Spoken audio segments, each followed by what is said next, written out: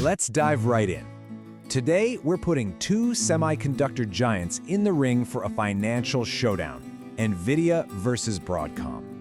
Now, these are both top-tier companies, but you're about to see they play the game in very, very different ways. So this really is the big question, isn't it? You've got two titans in the exact same industry, and on the surface, they both look incredible. So how do you actually choose?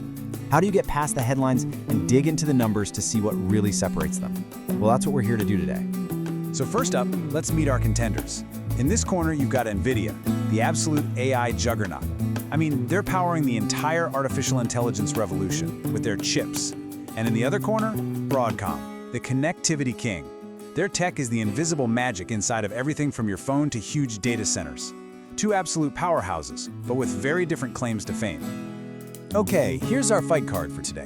We'll start with the setup, then jump right into round one on capital efficiency. Round two is a profitability check. Round three, we'll look at cash and valuation. Then we've got the final round, which is all about the price of growth before we get to the investor's verdict. Let's get to it. Round one, capital efficiency. Now, this is all about one thing. How good is a company at using what it has, its assets, its cash, to make a profit? You could say it's a pure test of performance. And wow, right out of the gate, we see a massive difference. We're looking at return on assets, which is basically how much profit they squeeze out of everything they own. NVIDIA is clocking in at a staggering 61.5%. Broadcom's 11.4% is pretty good, for a normal company, but it's just not even in the same ballpark. And the story just gets crazier with return on equity. This tells us how much money they're making for their shareholders. And look at NVIDIA's number, 105%. That is just an unbelievable figure. It's more than triple Broadcom's 27%, which, by the way, is a really solid number on its own. This just shows you the incredible profitability NVIDIA is generating.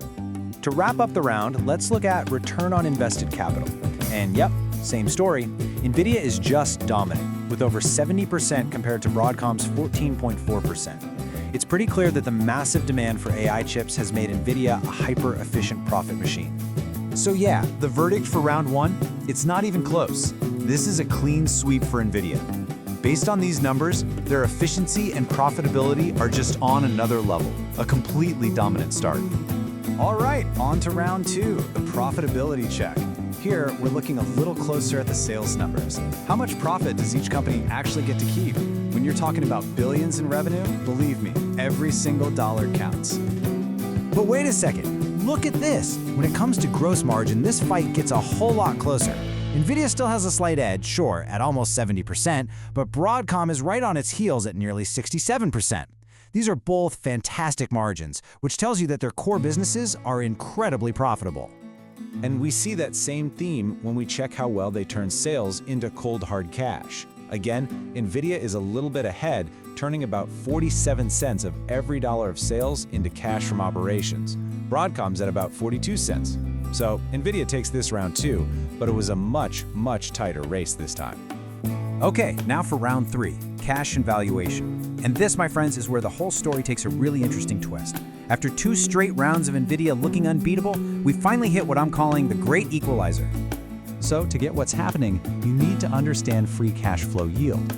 All this really means is we're comparing the cash profit a company makes to its total price tag on the stock market. It's a fantastic way to ask, for the price I'm paying, how much cash am I actually getting?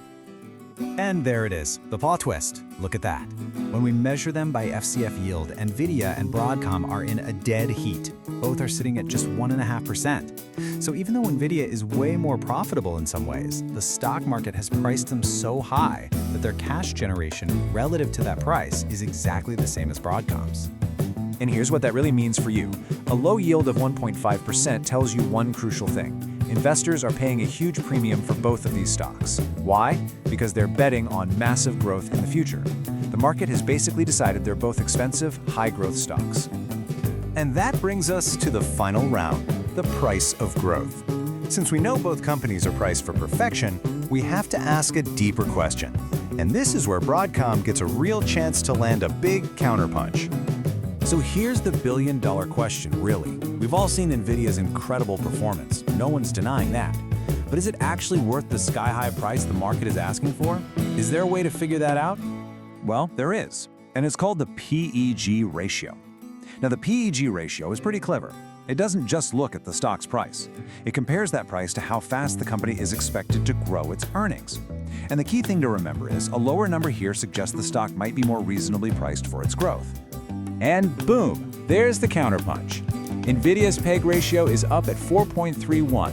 Broadcom's is less than half of that at 1.91. This is a huge reversal. What it's telling us is that while you're paying a premium for both companies' growth, you are paying a way bigger premium for NVIDIA's. So, Broadcom absolutely lands a clean, decisive hit in this final round. The second you factor in future growth, its valuation starts to look a whole lot more moderate, a lot more reasonable than NVIDIA's. This right here is Broadcom's biggest advantage in this entire matchup. So, after all that, what's the final verdict? Who's the winner? Well, the truth is, it really depends on what kind of investor you are. Ultimately, it's your call. Let's just look at the final scorecard. When it comes to pure business quality and efficiency, NVIDIA was the hands-down winner. On straight-up valuation, measured by cash flow, it was a tie. They're both expensive. But on that crucial growth-adjusted value, the PEG ratio, Broadcom took the prize. It's a split decision. And this really splits things into two kinds of investors, right? You have the quality and growth investor. They might look at NVIDIA's mind-blowing returns and say, you know what? I'm willing to pay a high price for that kind of excellence. But then you have the value-conscious investor. They might see Broadcom's much lower PEG ratio and think, I'd rather go for the more moderately priced option, even if the numbers aren't quite as explosive.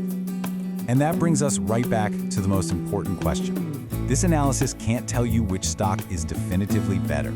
What it does is give you the information you need to decide which one might be better for you.